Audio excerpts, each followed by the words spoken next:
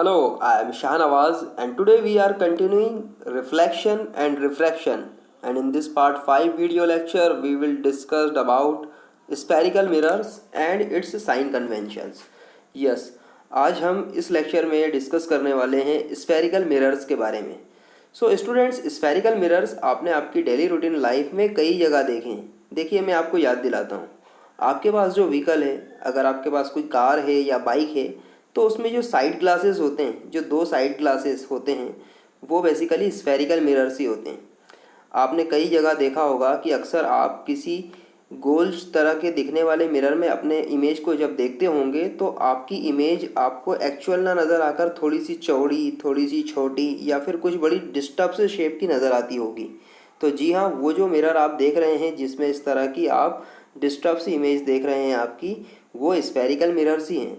कई बार हमारे घर में जो चमकीले बर्तन होते हैं, ख़ास तौर से जो स्टील के बर्तन होते हैं और स्टील की जो पतीली होती है, उसमें जब हम अपनी इमेज को देखते हैं तो वहाँ पर भी हमें अपनी इमेज जो है वो बड़ी डिस्टर्ब सी नज़र आती है. तो वो पतीली उस वक्त एक स्फेरिकल मिरर का काम कर रही होती है. कई बार आपने जर्नी की होगी, आपने हाईवेज़ पर कुछ इस तरह के मिरर्स देखे होंगे लगे हुए, ठीक है, जहाँ पर अक्सर ये ब्लाइंड टर्न पर इस तरह से लगे होते हैं जहाँ पर एक सिरे पर आने वाला व्हीकल दूसरे सिरे से आने वाले व्हीकल को नहीं देख पाता. तो वहाँ पर इस तरह के मिरर्स लगे होते हैं जो दूसरी तरफ से आने वाले व्हीकल की इमेज को आपको इस तरह से क्लोज़र व्यू में शो करते हैं, ठीक है. तो ये मिरर भी बेसिकली स्फेरिकल मिरर्स ही होते हैं. और भी इस तरह के मिरर्स होते हैं, आपने कई जगह देखे होंगे, जिसमें आपको आपकी इमेज बड़ी डिस्टर्ब सी नज़र आती है. वो सारे की सारे स्फेरिकल मिरर्स ही होते हैं. सो स्फेरिकल मिरर्स का भी अपना एक इम्पॉर्टेंस होता है, ठीक है. कई बार स्फेरिकल मिरर्स से हम छोटी चीज़ को मैग्नीफाई करके देख पाते हैं. कई बार हम स्फेरिकल मिरर्स की मदद से हम बड़ी बड़ी ऑब्जेक्ट्स को बहुत छोटे फॉर्म में देख पाते हैं. Spherical mirrors are also a very important devices in many of the important applications. तो चलिए आज हम देखते हैं स्फेरिकल मिरर्स के बारे में. जैसा नाम से ही क्लियर हो रहा है, स्फेरिकल मिरर्स, स्फेरिकल वर्ड आया है स्फेयर से, ठीक है. तो बेसिकली जब हम बात करते हैं ऐसे मिरर्स की जो किसी न किसी स्फेयर से ताल्लुक़ रखते हैं, और ऐसा स्फेयर बेसिकली जो अपने आप में एक मिरर है, ठीक है. आप कंसिडर कीजिए, यहाँ पर ये जो आपको नज़र आ रहा है एक circle, this is an sphere, this is a sphere. तो ये जो स्फेयर है, सपोज़ कंसिडर कीजिए कि ये स्फेयर क्या है, एक मिरर है. अब जब हमने मिरर की बात की तो आपको याद आ रहा होगा, लास्ट लेक्चर में हमने बात की थी मिरर क्या होता है. तो मिरर बेसिकली एक ग्लास शीट होती है जिसकी एक सरफेस रिफ्लेक्टिंग सरफेस होती है और दूसरी सरफेस जो होती है उस पर सिल्वर की कोटिंग होती है. और इसकी सिल्वर कोटिंग ख़राब ना हो इसलिए उस पर रेड या ऑरेंज पेंट कर दिया जाता है. यहाँ पर भी आप कंसिडर कीजिए कि सपोज़ ये जो स्फेयर आपको नज़र आ रहा है, इस स्फेयर का कोई एक सरफेस जो है, जो ये जो स्फेयर है, इस स्फेयर का कोई एक सरफेस, वो एक सरफेस इट मीन्स या तो बाहर वाला सरफेस, या तो बाहर वाला सरफेस, या फिर अंदर वाला सरफेस, कोई एक सरफेस जो है वो रिफ्लेक्टिंग सरफेस है, ठीक है. जैसा अभी आपको इस पर्टिकुलर इमेज में नज़र आ रहा है, ठीक है, कि यहाँ पर जो बाहर वाला सरफेस है उस पर ऑरेंज कलर का पेंट किया हुआ है. इट मीन्स कि यहाँ पर सिल्वर कोटिंग होगी, इसलिए ये तो रिफ्लेक्टिंग सरफेस नहीं हो सकता. जो अंदर वाला सरफेस है वो ऑब्वियसली क्या होगा, रिफ्लेक्टिंग सरफेस. तो सपोज़ ये स्फेयर है, इस स्फेयर का अंदर वाला सरफेस क्या है, पूरा की पूरा रिफ्लेक्टिंग सरफेस है, ठीक है. उसी तरह से सपोज़ ये वाला जो स्फेयर आपको नज़र आ रहा है, इस स्फेयर का भी देखिए अंदर की तरफ ऑरेंज कलर की कोटिंग है, इसलिए सपोज़ इसका जो बाहर वाला सरफेस है वो पूरा की पूरा क्या होगा, रिफ्लेक्टिंग सरफेस होगा. तो ऐसा कोई सरफेस, ऐसा कोई स्फेयर जिसका कोई एक सरफेस रिफ्लेक्टिंग सरफेस है, ऑब्वियसली इस स्फेयर का अगर हम एक छोटा सा हिस्सा कंसिडर कर लें, ठीक है, एक छोटा सा पार्ट हम कंसिडर कर लें, जैसा अभी आप यहाँ पर देख पा रहे हैं इस तरह से. सपोज़ इतना हिस्सा हमने कंसिडर किया, इस स्फेयर का एक छोटा सा टुकड़ा कंसिडर किया.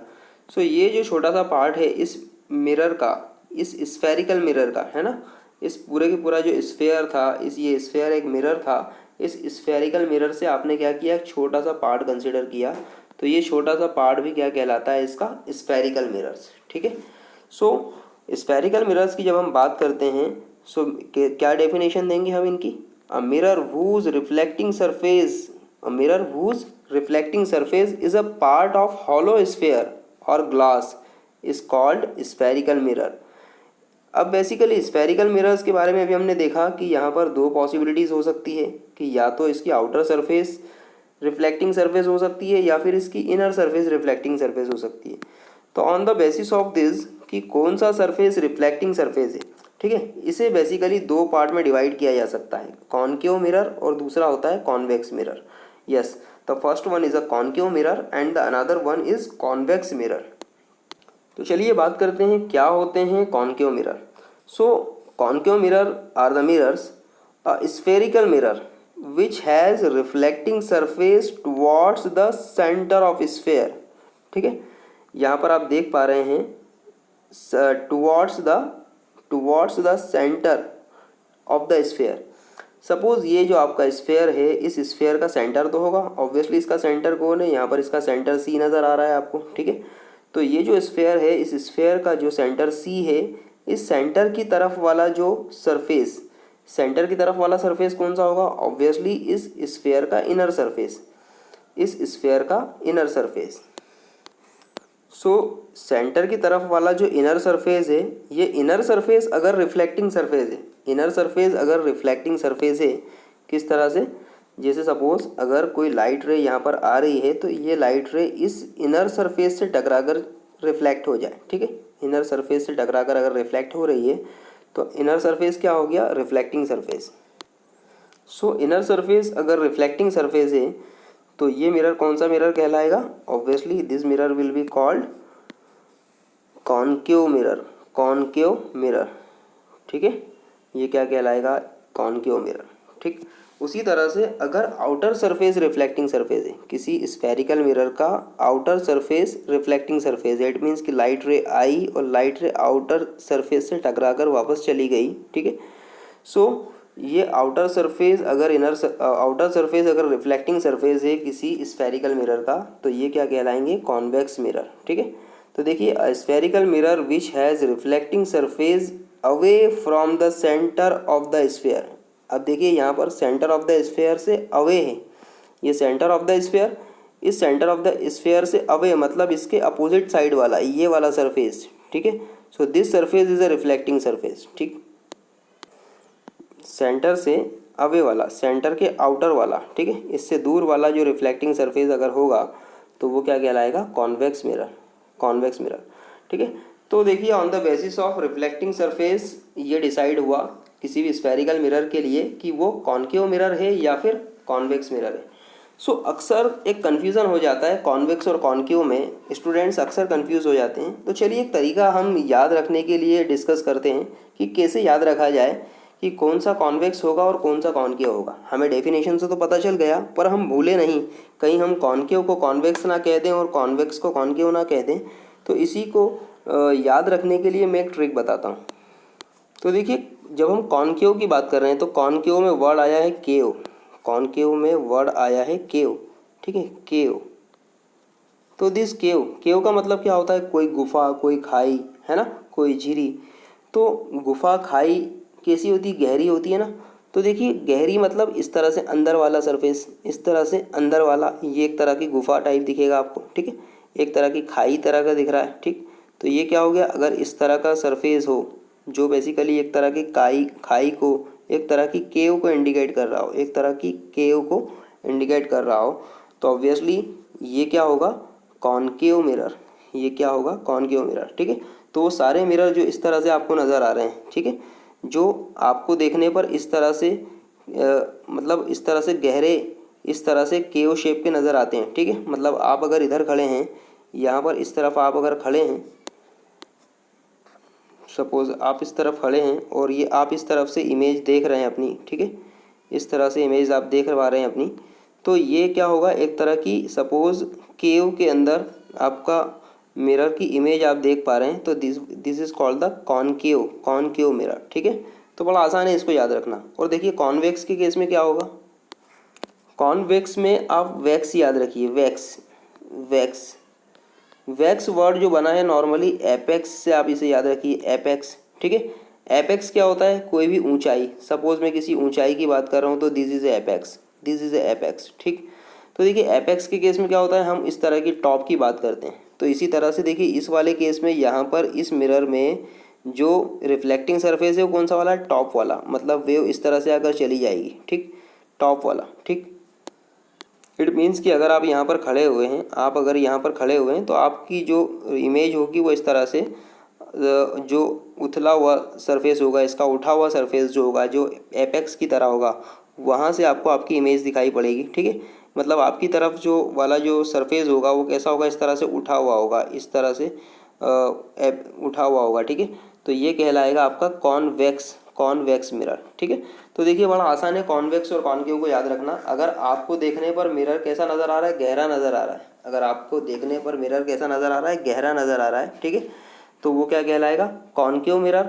और अगर आपको देखने पर मिरर इस तरह से उठा हुआ नज़र आ रहा है, ठीक है, इस तरह से ओवल शेप का नज़र आ रहा है सामने से, ठीक है, उभरा हुआ नज़र आ रहा है, तो वो क्या कहलाएगा, कॉन्वेक्स मिरर। ठीक है, तो वैक्स और केव से आप याद रखिएगा हमेशा मिरर को, कॉनकेव और कॉन्वेक्स। ठीक है, तो चलिए अब इन स्फेरिकल मिरर से रिलेटेड कुछ इंपॉर्टेंट टर्म्स हैं वो हम देखते हैं। तो आपके सामने स्फेरिकल मिरर नज़र आ रहा है। अगेन दिस इज़ ये कौन सा है, देखिए ये कौन सा मिरर है, ऑब्वियसली ये कौन सा है, कॉनकेव मिरर। क्यों, क्योंकि इसका रिफ्लेक्टिंग सरफेस ये वाला है। ठीक है, ऑरेंज शेड बाहर की तरफ है, मतलब ये पेंट वाला एरिया है, यहाँ से तो रिफ्लेक्शन होगा नहीं।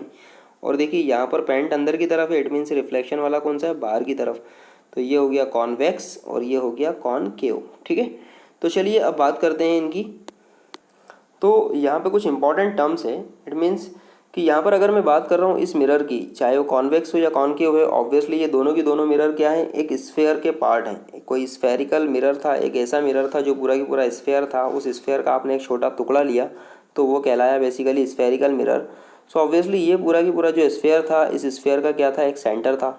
ऑब्वियसली ये जो स्फेयर था, इस स्फेयर की क्या थी, एक रेडियस थी। ठीक है, ये इसकी रेडियस हो गई। ठीक, तो on the basis of this यहाँ पर कुछ इंपॉर्टेंट पैरामीटर हैं। तो out of that the first parameter is a centre of curvature.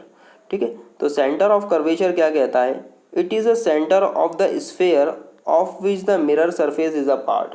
ठीक है, ये बेसिकली उस स्फेयर का क्या है, सेंटर है। इस स्फेयर का जो सेंटर होगा, सेंटर जो यहाँ पर सी से डिनोट हो रहा है, ठीक है, सी से डिनोट हो रहा है, तो ये जो सेंटर है, इस सेंटर को हम क्या बोलेंगे, centre of curvature.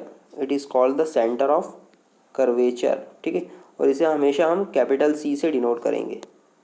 Second term होती है इसकी pole. This is a pole. What is a pole, तो देखिए यहाँ पर ये जो आपका मिरर है, ये जो मिरर का सेंटर पार्ट है, ये जो मिरर है आपका, दिस इज़ अ मिरर। ठीक है, इस स्फेयर का जो टुकड़ा हमने छोटा लिया है वो मिरर। ऑब्वियसली इसका जो सेंटर पार्ट है ये वाला, this one, it is basically defined by the या indicated by the P, capital P. ठीक है, तो ये जो पी है, पी क्या है, centre of this mirror, centre of this spherical mirror, इसे हम कहते हैं पोल। ये पोल बेसिकली एक तरह का रेफरेंस पॉइंट होता है किसी भी मिरर के लिए। तो देखिए the centre of the spherical mirror is called pole. ठीक है, तो आपको कंफ्यूज नहीं होना है सेंटर ऑफ कर्वेचर में और पोल में। सेंटर ऑफ कर्वेचर क्या है, इस स्फेयर का सेंटर, सेंटर ऑफ कर्वेचर क्या है, इस स्फेयर का सेंटर। जबकि पोल क्या है, पोल बेसिकली इस स्फेयर में से आपने जो छोटा हिस्सा कंसिडर किया है, छोटा पार्ट कंसिडर किया है मिरर के फॉर्म में, ठीक है, इस मिरर का सेंटर, इस मिरर का सेंटर कौन है, पोल। तो don't be confuse in the C and P, centre of curvature and pole. तो ये जो सेंटर ऑफ कर्वेचर और पोल बड़े इंपॉर्टेंट टर्म्स होते हैं, आगे हम देखेंगे जब इमेज फॉर्मेशन देखेंगे तो how much important they are. ठीक है, तो पोल के बारे में again I am repeating, the centre of spherical mirror, the centre of the spherical mirror is called pole. Clear.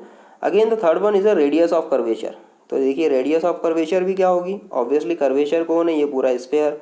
तो इस स्फेयर की जो रेडियस होगी, इस स्फेयर की जो रेडियस होगी, जिसे हम नॉर्मली कैपिटल आर से शो करते हैं, ठीक है, तो this radius is called radius of curvature. ठीक, तो हम कह सकते हैं basically the radius of the sphere of which, the radius of the sphere of which the mirror surface is a part. ठीक है, मिरर सरफेस जिस भी स्फेयर की पार्ट थी, उस स्फेयर की जो रेडियस होगी is called radius of curvature. ठीक है, तो रेडियस ऑफ कर्वेचर अगर मैं सी से पी के बीच की डिस्टेंस भी देखूंगा तो basically this is also a radius of curvature. ठीक है, क्लियर, क्योंकि पी कहाँ पर है, बिल्कुल पेरीमीटर ऑफ दिस स्फेयर पे, मतलब इस स्फेरिकल मिरर का सेंटर पॉइंट, और सी तो सेंटर ही है, तो इन दोनों के बीच की डिस्टेंस भी क्या होगी, रेडियस ऑफ कर्वेचर आर। अगला पॉइंट होता है प्रिंसिपल एक्सिस। तो प्रिंसिपल एक्सिस क्या होगा, the line joining the pole and the centre of curvature is called the principal axis of the mirror.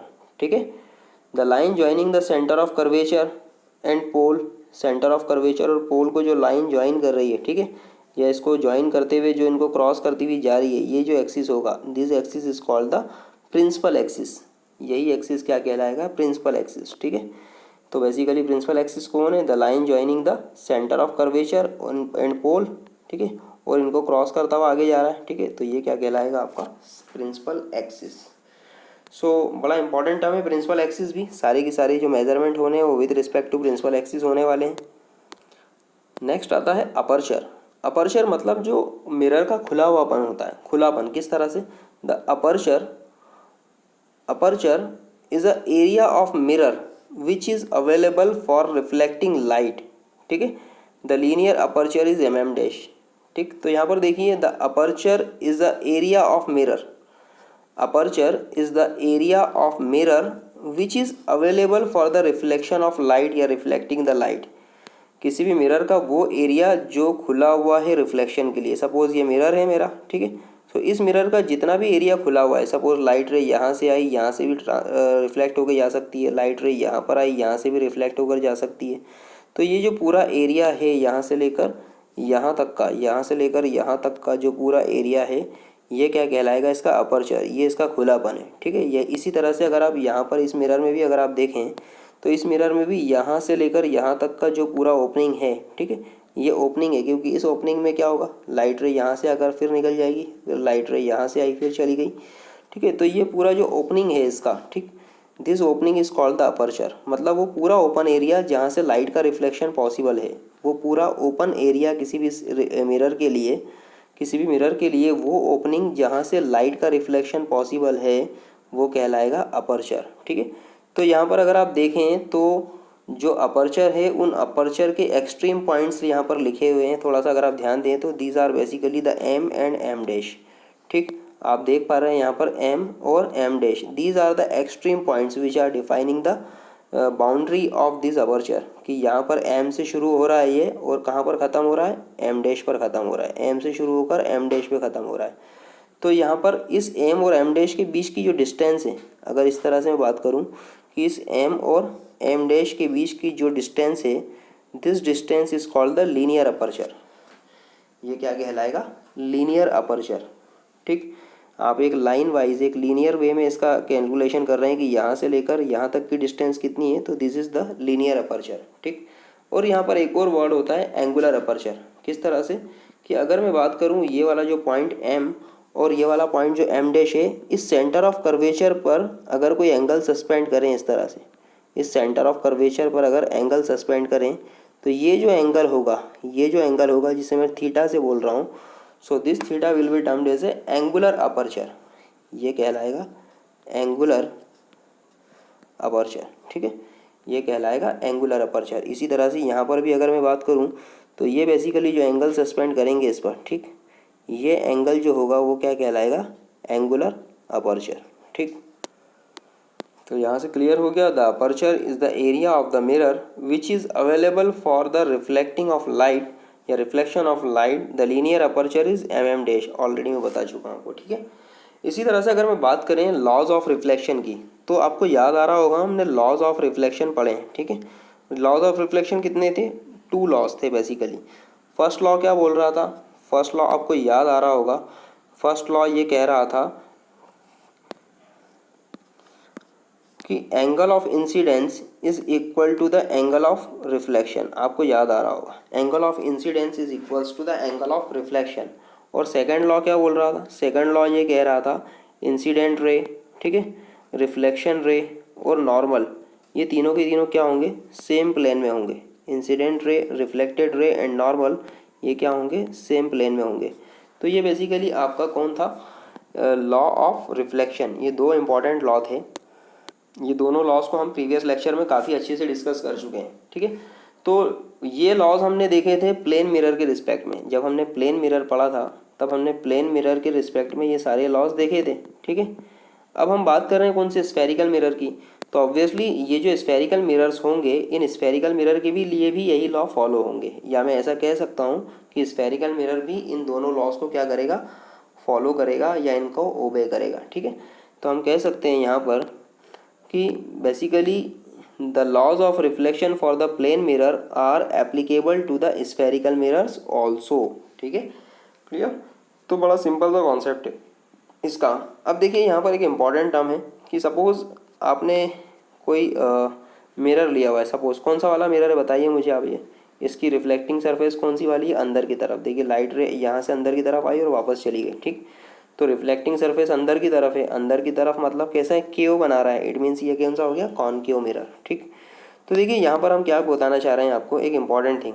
ठीक, कि सपोज़ जब भी कोई लाइट रे आएगी, ठीक है, तो लाइट रे इस पर्टिकुलर मिरर के किसी भी पर्टिकुलर पॉइंट पे स्ट्राइक होगी। सपोज़ ये लाइट रे आ रही है अभी, ठीक, दिस लाइट रे इज़ कमिंग। ठीक, देखिए इस तरह से ये लाइट रे आ रही है। ठीक, और ये लाइट रे आई और इस पर्टिकुलर पॉइंट क्यू पर सपोज स्ट्राइक हुई है। ठीक, अब इस पॉइंट क्यू पर जब ये स्ट्राइक हुई, ठीक है, तो यहाँ पर आपको एक बात हमेशा याद रखना है, यहाँ पे इंसिडेंट रे और रिफ्लेक्टेंट रे तो आप क्लियर समझ लोगे, लेकिन नॉर्मल क्या होगा, यहाँ पर नॉर्मल के बारे में आप थोड़ा सा ध्यान लें, क्योंकि जब हम रिफ्लेक्टिंग सरफेस की बात करेंगे, रिफ्लेक्शन की बात करेंगे, तो वहाँ पर नॉर्मल बड़ा इंपॉर्टेंट थिंग है। तो आपको याद आ रहा होगा प्लेन मिरर के केस में हमने कहा था कि बेसिकली कोई लाइट रे आई और रिफ्लेक्ट होकर वापस चली गई।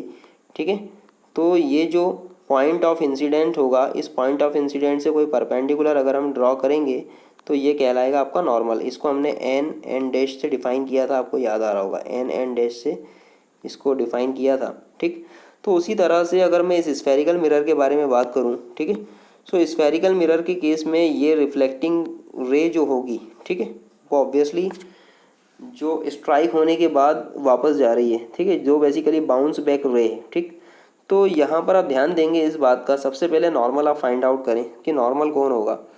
तो देखिए यहाँ पर नॉर्मल हमेशा जिस भी पर्टिकुलर पॉइंट पे लाइट रे इंसिडेंट हो रही है, ठीक है, सपोज़ यहाँ पर लाइट रे अभी इंसिडेंट हुई, यहाँ से आई और इस पर्टिकुलर पॉइंट पर इंसिडेंट हुई, तो इस पॉइंट से अगर आप एक लाइन ड्रॉ करें, इस पॉइंट से अगर आप एक लाइन ड्रॉ करें इस तरह से, जो कहाँ जाए, जो सेंटर ऑफ कर्वेचर से जाकर मिल जाए। ठीक है, जो सेंटर ऑफ कर्वेचर से जाकर मिल जाए, तो ये बेसिकली जो लाइन होगी, ये लाइन ही यहाँ पर कौन होगी, नॉर्मल होगी। ये लाइन ही यहाँ पर क्या होगी, नॉर्मल होगी।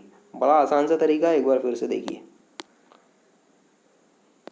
अगर सपोज कोई लाइट रे आ रही है और आकर क्या हुआ, इस पर्टिकुलर पॉइंट पर स्ट्राइक हुई। ठीक है, यहाँ से आई और इस पर्टिकुलर पॉइंट पे स्ट्राइक हुई। ठीक, सो इस पर्टिकुलर पॉइंट पे जब वो स्ट्राइक हुई तो ये पॉइंट कौन हो गया, ये पॉइंट हो गया इसका point of incidence, point of incident. इसे मैं नॉर्मली अगर एन से डिनोट कर दूं।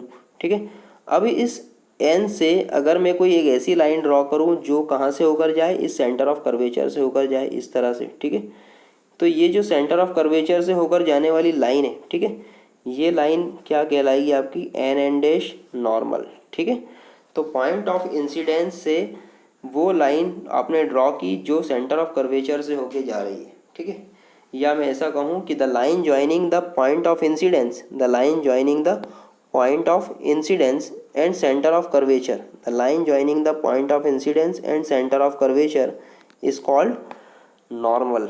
यहाँ पर इस केस में ये क्या हो जाएगा, नॉर्मल। ठीक है, तो आपको स्फेरिकल मिरर में भी नॉर्मल पता करना आ गया कि नॉर्मल आप बेसिकली कैसे फाइंड आउट करेंगे। तो ऑब्वियसली सी बात है कि यहाँ पर लाइट इंसिडेंट रे जो भी होगी वो नॉर्मल से जितना एंगल बनाएगी, obviously after the reflection again normal से उतना ही एंगल बनाएगी। ठीक, तो यहाँ पर भी इस तरह से नॉर्मल आपका डिफाइन आप कर सकते हैं। तो यहाँ देखिए एक स्पेशल केस है कि सपोज़ अगर कोई लाइट रे है, वो इस तरह से सेंटर ऑफ कर्वेचर से निकल कर आती हुई सीधे सीधे आ रही है, मतलब यहाँ से कहीं से आ रही थी। ठीक है, इस तरह से, और सेंटर ऑफ कर्वेचर से क्रॉस होती हुई कहाँ गई, यहाँ पर गई। ठीक है, अब ये तो हो गई इंसिडेंट रे, ये हो गई इंसिडेंट रे। ठीक है, अब सपोज़ क्या हुआ, जब हम नॉर्मल की बात करेंगे, जब हम नॉर्मल की बात करेंगे तो ये तो हो गई इंसिडेंट रे। अब नॉर्मल की अगर बात करें तो भाई नॉर्मल भी तो यहीं से ड्रॉ होगा, इस वाले पॉइंट से क्यू से इस सेंटर ऑफ कर्वेचर को मिलाने वाली लाइन। ठीक है, तो ये तो स्पेशल केस हो गया जैसा प्लेन मिरर में हमने देखा था कि इंसिडेंट रे जो है वो नॉर्मल के बिल्कुल पैरेलल है। ऑब्वियसली सी बात है, लाइट रे रिफ्लेक्शन के बाद भी यहाँ से वापस लौट जाएगी, रिफ्लेक्टेड रे भी वापस लौट जाएगी इसी रास्ते से। ठीक है, तो यहाँ पर देखिए एक तरह से ट्रेसिंग हुई, रीट्रेस हुई, मतलब लाइट रे आई और स्ट्राइक होकर वापस उसी पाथ से लौट गई, तो this is basically the retracing of the path. ठीक, तो ये स्पेशल केस होता है। और ये कब पॉसिबल है? ये तभी पॉसिबल है जब लाइट रे कहाँ से पास हो, जब incident ray centre of curvature से निकल कर आए। ठीक है, जब incident ray centre of curvature से होती हुई जाएगी तो वो जिस भी पॉइंट पे स्ट्राइक हो, चाहे वो ऐसी जाए, वो ऐसी जाए, या फिर वो ऐसी जाए, ठीक है, ठीक है, यहाँ पर सेंटर ऑफ कर्वेचर से पास होना चाहिए उसे। तो सेंटर ऑफ कर्वेचर से अगर कोई इंसिडेंट रे पास हो रही है, ठीक है, सेंटर ऑफ कर्वेचर से अगर पास हो रही है तो ऑब्वियसली सी बात है वो उसी रास्ते से वापस लौट जाएगी, उसी रास्ते से वापस लौट जाएगी। तो this is basically the retracing of light ray. तो यहाँ पर यही बात बेसिकली बताना चाह रहा हूँ मैं कि the at any point Q on the mirror, ठीक, at any point on the Q, at any point Q on the mirror, आप देख सकते हैं इस पर्टिकुलर मिरर पे जो पॉइंट क्यू की बात हो रही है, इस पॉइंट की बात हो रही है, ठीक है, इस पॉइंट की बात हो रही है। Eight any point Q on the mirror the normal is the line joining that point and centre of curvature. Normal क्या होगा? इस पॉइंट और सेंटर ऑफ कर्वेचर को मिलाने वाली लाइन होगी। A ray of light passing through the centre of curvature and striking the mirror has a zero angle of incidence. ठीक है, द लाइट रे क्या हो रही है? अगर सेंटर ऑफ कर्वेचर से पास हो रही है जैसा मैंने अभी बताया, ठीक है, और स्ट्राइक हो रही है मिरर पर, तो इसका और नॉर्मल के बीच का एंगल कितना हो गया? जीरो। इट मीन्स कि एंगल ऑफ इंसिडेंस कितना हो गया? जीरो। तो इसलिए एंगल ऑफ रिफ्लेक्शन भी क्या होगा? जीरो। ठीक है, so according to the law of reflection the angle of reflection should also be zero. It means ray retraces its path. ठीक है, इसका मतलब क्या हुआ? रे यहाँ से आई और वापस इसी रास्ते से लौट गई। इट मीन्स रे ने क्या किया? अपना पाथ रीट्रेस किया है। क्लियर? अगेन देखिए, हम बात कर रहे हैं फिर से, the distance mm dash between the two extreme points on the periphery of the mirror is called linear aperture. ये तो मैं बता चुका हूँ आपको। ठीक है, the distance between the two extreme points, इन दोनों एक्सट्रीम पॉइंट्स के बीच की जो डिस्टेंस होगी वो लीनियर अपर्चर होगा। ठीक है, and the angle subtended by the periphery at the centre of curvature is called angular aperture. ठीक है, और जो भी एंगल ये सस्पेंड करेंगे, ठीक, जो भी एंगल ये सस्पेंड करेंगे सेंटर ऑफ कर्वेचर पर, ये जो एंगल होगा, this angle is called the angular aperture of this spherical mirror. ठीक, तो बड़ा इंपॉर्टेंट कॉन्सेप्ट है, याद रखिएगा। तो इस तरह से हमने देखा कि बेसिकली स्फेरिकल मिरर के बारे में इंपॉर्टेंट टर्म्स। ठीक है, अब बात करते हैं हम साइन कन्वेंशंस की। ठीक, तो देखिए साइन कन्वेंशंस काफ़ी इंपॉर्टेंट होते हैं जब खास तौर से हम इमेज फॉर्मेशन देखेंगे इन स्फेरिकल मिरर्स की वजह से, और जब हम कुछ कैलकुलेशंस करेंगे कि भाई इमेज का हाइट कितना है, इमेज की डिस्टेंस इस मिरर से कितनी है, वगैरह वगैरह। ठीक है, तो उस वक्त ये साइन कन्वेंशंस का बड़ा इंपॉर्टेंस होता है। तो आपको साइन कन्वेंशंस याद रखना है। ठीक है, बड़ा सिंपल सा कॉन्सेप्ट है, आप समझ सकते हैं। तो जैसा आपको याद आ रहा होगा, मैंने कहा था कि जब भी हम स्फेरिकल मिरर की बात करते हैं तो स्फेरिकल मिरर का जो सेंटर पॉइंट होता है उसे हम कहते हैं पोल, और इसे हम नॉर्मली डिफाइन करते हैं पी से। देखिए यहाँ पर पी से डिफाइन किया हुआ है।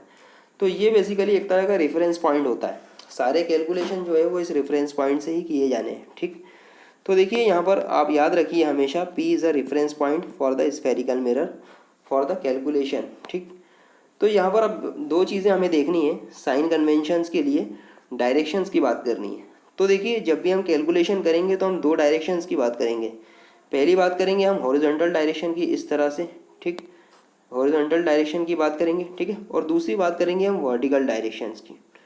ठीक, वर्टिकल डायरेक्शंस की और हॉरिजॉन्टल डायरेक्शंस की। तो यहाँ पर जब हम बात करेंगे सबसे पहले measurement along the principal axis, measurement along the principal axis, तो प्रिंसिपल एक्सिस कैसा है? हॉरिजॉन्टल, हॉरिजॉन्टल डायरेक्शन में। तो इसलिए अभी हम किसकी बात कर रहे हैं? हॉरिजॉन्टल डायरेक्शन के मेजरमेंट की। तो देखिए क्या बोल रहा है ये, the measurement along the principal axis always starts from the P. ठीक है, the measurement along the principal axis always starts from the P. Principal axis के अलॉन्ग जितने भी मेजरमेंट होंगे, ठीक है, प्रिंसिपल एक्सिस के अलॉन्ग जितने भी मेजरमेंट होंगे वो कहाँ से शुरू होंगे? हमेशा पी से। उसका सारा कैलकुलेशन कहाँ से होगा? पोल पी से। ठीक है, तो पहली बात हम क्या बोल रहे हैं? The first thing from P, if you measure the distance in the direction of incident ray the measurement is taken positive. ठीक, अगर आप मेजरमेंट कर रहे हैं in the direction of incident रे के, देखिए बड़ा आसान है। सपोज ये इंसिडेंट रे है आपकी, आपको नज़र आ रही है। ठीक है, this is a incident ray. ठीक, इस इंसिडेंट रे की डायरेक्शन क्या है? इस तरह से आप अभी देख पा रहे हैं, इसकी डायरेक्शन क्या हो गई? Left to right, left to right direction आपको नज़र आ रही है। अब अगर मैं कैलकुलेशन कर रहा हूँ, ठीक है, पी से, सारे कैलकुलेशन कहाँ से होंगे, पी से। सपोज़ अभी यहाँ पर कोई इसकी इमेज फॉर्म हो रही है, यहाँ पर एक इमेज फॉर्म हुई है किसी पर्टिकुलर ऑब्जेक्ट की, और मैं देखना चाह रहा हूँ कि इस मिरर से इसकी डिस्टेंस कितनी है। तो ऑब्वियसली बात है, मैं डिस्टेंस कैलकुलेट करूँगा इस पॉइंट पी से। तो इस पॉइंट पी से मैं डिस्टेंस इसकी देखूँगा कि भाई कितना डिस्टेंस है इनका, ठीक है। सपोज़ डिस्टेंस आया इनका 3 सेंटीमीटर, ठीक है। तो अब ये 3 सेंटीमीटर को मैं पॉजिटिव कंसिडर करूँ या नेगेटिव, तो अब देखिए यहाँ पर साइन कन्वेंशन कैसे काम करता है। तो देखिए ये जो आपने डिस्टेंस मेज़र की है इस इमेज के लिए, यहाँ से इस पोल पी से, ठीक है, जिसे आपने कहा 3 सेंटीमीटर, ठीक है। तो अब ये 3 सेंटीमीटर की डिस्टेंस मैंने कैसी मेज़र की, यहाँ से पोल से मैंने स्टार्ट किया था, इस तरह से लेफ़्ट टू राइट डायरेक्शन में मैं गया तो मैंने मेज़रमेंट किया, ठीक है। मतलब पोल से जब मैं डायरेक्शन मेज़र कर रहा था या पोल से जब मैं मेज़रमेंट कर रहा था तो मैं भी लेफ़्ट टू राइट डायरेक्शन में ही मेज़र कर रहा था, ठीक है। तो ऑब्वियसली सी बात है कि मैं किसकी डायरेक्शन में मेज़र कर रहा हूँ, इंसिडेंट रे की डायरेक्शन में, इसलिए ये जो मेज़रमेंट क्या होगा हमेशा पॉजिटिव, +3 सेंटीमीटर, ठीक। जबकि इसके अपोजिट क्या होता, सपोज़ कोई इमेज यहाँ पर होती, ठीक है, यहाँ पर होती, तो मैं इसकी डिस्टेंस अगर मेज़र कर रहा होता तो मैं इसकी मेज़र कैसे करता कि सपोज़ पोल पी से ही मेज़र करने हैं सारे के सारे मेज़रमेंट, तो पोल पी से मैं इस तरह से जाता, अब राइट टू लेफ़्ट डायरेक्शन में ऐसे ही मेज़र करता ना, क्योंकि स्टार्ट हमेशा कहाँ से करना है, पोल से, तो राइट टू लेफ़्ट डायरेक्शन में जाता। तो यहाँ पर देखिए ये जो मेज़रमेंट है वो राइट टू लेफ़्ट डायरेक्शन में जा रहा है, ठीक है, राइट टू लेफ़्ट डायरेक्शन में जा रहा है। तो ये जो डायरेक्शन है वो कैसी है, इंसिडेंट रे के अपोजिट, क्योंकि इंसिडेंट रे की डायरेक्शन क्या है, हमेशा लेफ़्ट टू राइट, और यहाँ पर मैं जा रहा हूँ राइट टू लेफ़्ट, ठीक है, राइट टू लेफ़्ट। तो लेफ़्ट टू राइट और राइट टू लेफ़्ट दोनों कैसे होगा, एक दूसरे के अपोजिट, मतलब ये डायरेक्शन ऑफ इंसिडेंस रहेगी, कैसे मेजरमेंट कर रहा हूँ मैं, उसकी अपोजिट डायरेक्शन में मेजर कर रहा हूँ। तो सपोज अगर ये भी 3 सेंटीमीटर होता तो अब मैं इसे कैसे कंसिडर करता, -3 सेंटीमीटर, ठीक है। तो आई होप कि आपको समझ में आ रहा होगा साइन कन्वेंशन बड़ी आसानी से, कि अगर मैं इंसिडेंट रे की अपोजिट डायरेक्शन में मेजरमेंट करूँगा तो वो क्या होगा, हमेशा नेगेटिव, और अगर इंसिडेंट रे की डायरेक्शन में ही मेजरमेंट किया जाएगा, ठीक है, तो वो क्या होगा, हमेशा पॉजिटिव, ठीक है। So from the P, if you measure distance opposite to the direction of incident ray, the measurement is taken negative. I hope it's clear for you. अब सेकंड वाला मेजरमेंट देखते हैं अब हम परपेंडिकुलर डायरेक्शन में। ये हमने देखा कौन सा वाला, हॉरिजॉन्टल डायरेक्शन में। अब हम बात करेंगे वर्टिकल डायरेक्शन में। तो वर्टिकल डायरेक्शन में क्या होगा, measurement perpendicular to the principal axis. ये प्रिंसिपल एक्सिस जो है आपका ये वाला, इसके परपेंडिकुलर डायरेक्शन की बात कर रहे हैं, ठीक है, मतलब वर्टिकल डायरेक्शन में। तो देखिए बड़ा आसान है, the height measured upward of the principal axis is taken positive, ठीक। अगर कोई पर्टिकुलर इमेज है, इस इमेज की हाइट मेज़र करना है मुझे, ये इमेज है, दिस इज़ अ इमेज, और इस इमेज की हाइट मेज़र करना है कितनी है, तो ऑब्वियसली हाइट कैसे मेज़र होगी, इस अब यहाँ पर वर्टिकल डायरेक्शन में हमेशा रेफरेंस कौन होगा, ये प्रिंसिपल एक्सिस होगा। तो मैं मेजरमेंट कैसे करूँगा भाई, नीचे से ऊपर की तरफ, ठीक है।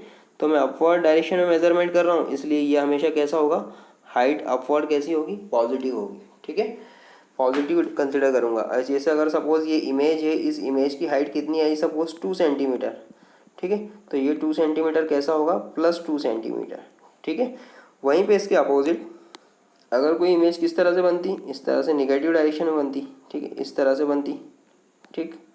सो इसकी अगर हाइट मुझे मेज़र करना होता तो ऑब्वियसली इसका मेजरमेंट भी मैं कहाँ से करता, हमेशा प्रिंसिपल एक्सिस से ही करना होता मुझे, यहाँ से प्रिंसिपल एक्सिस से ही करना होता।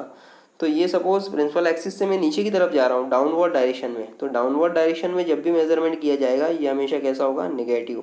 सो हाइट डाउनवर्ड्स कैसी होगी, हमेशा नेगेटिव। तो सपोज अगर इसकी हाइट भी 2 सेंटीमीटर है तो ये मैं कैसी कंसिडर करता, -2 सेंटीमीटर। तो देखिए बड़ा आसान था हॉरिजॉन्टल डायरेक्शन और वर्टिकल डायरेक्शन में मेजरमेंट करना। मतलब मेजरमेंट अगर हॉरिजॉन्टल डायरेक्शन में आप लेफ़्ट टू राइट कर रहे हैं तो वो हमेशा पॉजिटिव होगा, राइट टू लेफ़्ट कर रहे हैं तो वो हमेशा क्या होगा, नेगेटिव होगा। अपवर्ड वर्टिकल डायरेक्शन में अगर आप अपवर्ड डायरेक्शन में मेजरमेंट कर रहे हैं तो वो हमेशा पॉजिटिव होगा, और डाउनवर्ड डायरेक्शन में अगर मेजरमेंट कर रहे हैं तो वो हमेशा क्या होगा, नेगेटिव होगा। So the height measured downwards of the principal axis is taken as a negative, ठीक है। तो आई होप कि आपको साइन कन्वेंशंस क्लियर हो गया होगा। काफ़ी आसान था, ऐसी कोई टफ चीज़ नहीं थी। और अच्छे से क्लियर होगा जब हम थोड़े से इसमें इमेज फॉर्मेशन देखेंगे और इससे रिलेटेड जब हम कुछ डेरिवेशन देखेंगे, कुछ न्यूमेरिकल सॉल्व करेंगे, तब आपको ये चीज़ें और क्लियर होती जाएगी। तो देखिए आज के लेक्चर में हमने क्या देखा। हमने शुरुआत की स्फेरिकल मिरर की छोटी सी थ्योरी से। बेसिकली स्फेरिकल मिरर को आपने डेली रूटीन लाइफ में कहाँ पर देखा हुआ है। फिर उसके बाद हमने स्फेरिकल मिरर की डेफिनेशन दी कि बेसिकली स्फेरिकल मिरर जो होते हैं वो एक स्फेयर के पार्ट हैं। वो स्फेयर जो बेसिकली पूरा की पूरा एक मिरर था और आपने उस स्फेयर का एक छोटा पार्ट कंसिडर किया और फाइनली वो क्या कहलाया, स्फेरिकल मिरर। फिर स्फेरिकल मिरर के दो टाइप होते हैं, कॉनकेव मिरर और कॉन्वेक्स मिरर। कॉनकेव मिरर में आपने देखा कि बेसिकली ऐसे मिरर जिसका इनर सरफेस, ऐसे स्फेरिकल मिरर जिनका इनर सरफेस जो होता है वो रिफ्लेक्टिंग सरफेस होता है, या ऐसा मिरर जिसका वो वाला सरफेस जो सेंटर ऑफ कर्वेचर के करीब है, ठीक है, जो रिफ्लेक्टिंग सरफेस होता है वो कहलाते हैं कॉनकेव मिरर। और ऐसे मिरर जिनका आउटर सरफेस रिफ्लेक्टिंग सरफेस होता है, ठीक है, जो सेंटर ऑफ कर्वेचर से बाहर की तरफ से, सेंटर ऑफ कर्वेचर से दूर है, ठीक है, वो कहलाते हैं कॉन्वेक्स मिरर। और हमने एक छोटा सा हिंट भी देखा कि किस तरह से हम कॉन्वेक्स और कॉनकेव में कंफ्यूज ना हो, इनको हमेशा हम याद रख पाएँ, तो मैंने आपको बताया वो बहुत अच्छे से। फिर इससे रिलेटेड कुछ इंपॉर्टेंट टर्म्स हमने देखी कि बेसिकली सेंटर ऑफ कर्वेचर क्या होता है, ठीक है, पोल किसे कहते हैं, ठीक है, रेडियस ऑफ कर्वेचर किसे कहते हैं, ठीक है, रेडियस ऑफ कर्वेचर किसे किसे किसे कहते हैं। फिर अपर्चर किसे कहते हैं हम लोग, लीनियर अपर्चर क्या है, एंगुलर अपर्चर क्या है, इससे रिलेटेड हमने टर्म्स देखी, इनकी डेफिनेशंस देखी। फिर हमने रिफ्लेक्शन के केस में एक स्पेशल केस देखा कि जब भी कोई लाइट रे सेंटर ऑफ कर्वेचर से पास होगी तो हमेशा वो उसी पाथ से वापस लौटेगी। इसका हमने रीज़न भी देखा, क्योंकि यहाँ पर नॉर्मल होता है, ठीक है, और ये नॉर्मल से ज़ीरो एंगल मेड करती है, ठीक है। तो ये बेसिकली हमने स्पेशल केस देखा स्फेरिकल मिरर के केस में, ठीक है। फिर इसके बाद हमने साइन कन्वेंशंस की बात की और साइन कन्वेंशंस को हमने देखा कि लेफ़्ट टू राइट डायरेक्शन में हॉरिजॉन्टल कन्वेंशन के दौरान, हॉरिजॉन्टल कैलकुलेशन के दौरान लेफ़्ट टू राइट डायरेक्शन में हमेशा पॉजिटिव कंसिडर करते हैं, राइट टू लेफ़्ट जो होता है वो निगेटिव होता है, ठीक है। और अगर मैं बात करूँ अपवर्ड डायरेक्शन में पॉजिटिव, डाउनवर्ड डायरेक्शन में नेगेटिव। और ये लेफ़्ट टू राइट और राइट टू लेफ़्ट को मेज़र करते टाइम हमें पोल को ज़रूर ध्यान रखना है कि सारे के सारे मेजरमेंट जो स्टार्ट होंगे कहाँ से, पोल से ही होंगे, ठीक है। तो इस तरह से हमने साइन कन्वेंशंस भी देखा। So I hope you enjoyed this lecture very well and you learn a lot. अगर आपको इसमें कोई दिक्कत है, कोई डाउट है, तो आप इस लेक्चर को एटलीस्ट 2 से 3 बार देखिएगा, सारे डाउट्स क्लियर होंगे। और इसके अलावा भी अगर आपको कोई डाउट आता है तो you can WhatsApp to me. Thank you. और अगर आपने अभी तक इस चैनल को सब्सक्राइब नहीं किया तो आपको सामने जो फेस आइकॉन दिख रहा है, प्लीज़ इस पर क्लिक कीजिए और इसे सब्सक्राइब ज़रूर कीजिए, ताकि आने वाले लेक्चर्स आप तक जल्द से जल्द पहुंच सकें। Thank you.